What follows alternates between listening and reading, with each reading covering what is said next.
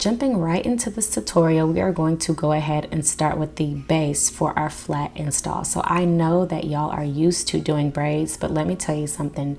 Try this technique. So you want to start with a slick back, and then you want to start your braid going down the back of your head. I literally found this method by accident just because I was being lazy, but let me tell you, this has given me the flattest install that I have ever had. So in terms of slicking the hair back, I'm just taking some Gorilla Snot, and then I am using the blow dryer to kind of dry it in place so that it is super flat and that there are no stray hairs.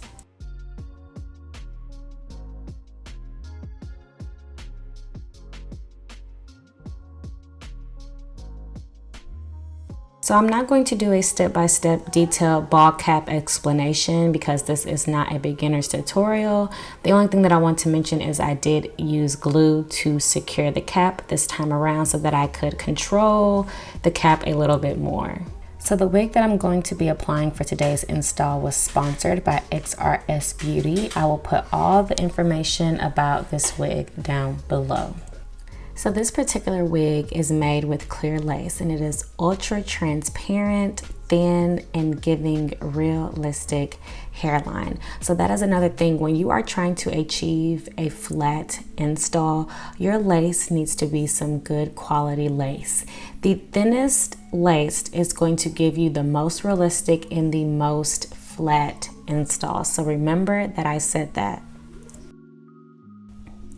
And just to give you a closer look at the clear lace that is being used on this wig, we have the clear lace on the left and we have the HD transparent lace on the right. Both were applied using Got To Be spray, and as you can see, both laces still look really good, but that clear lace on the left is kind of taking on the undertones of my skin instead of a white cast. So now for one of the final steps, and arguably one of the most crucial steps in terms of getting your install to lay flat, you need to own a pressing comb, okay? Whether that be an electric pressing comb or an old school one that you throw on the stove. You will visibly know the difference if you do not own a pressing comb once you start using one. So I'm just taking this 24-hour edge tamer stick. This one's by Eben, New York. And I'm going to section my hair off, as you can see in the video. I'm going to apply that first, and then I'm going to use the pressing comb to kind of lay that area flat. And it's going to get it looking ultra sleek. It's going to tame those flyaway hairs, and then everything's going to kind of be flat. I do recommend sectioning the hair off a little bit wherever you decide to put your part, because putting it in sections is going to make sure there is no piece of hair left behind, no area of the lace left behind, and that you get that kind of ultra flat, sleek, natural look.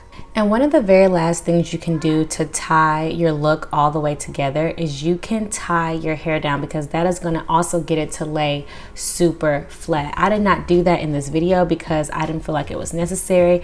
As you can see, the install is already ultra flat, but let me know in the comments below if you try your install without braids and you try it with a slick back, and let me know how it worked for you, because this is one of my favorite ways to not only do a quick and lazy install without the braids, but to also get my installs to lay super flat. So I hope y'all enjoyed this tutorial. Let me know if you have any questions, and thank you so much for watching.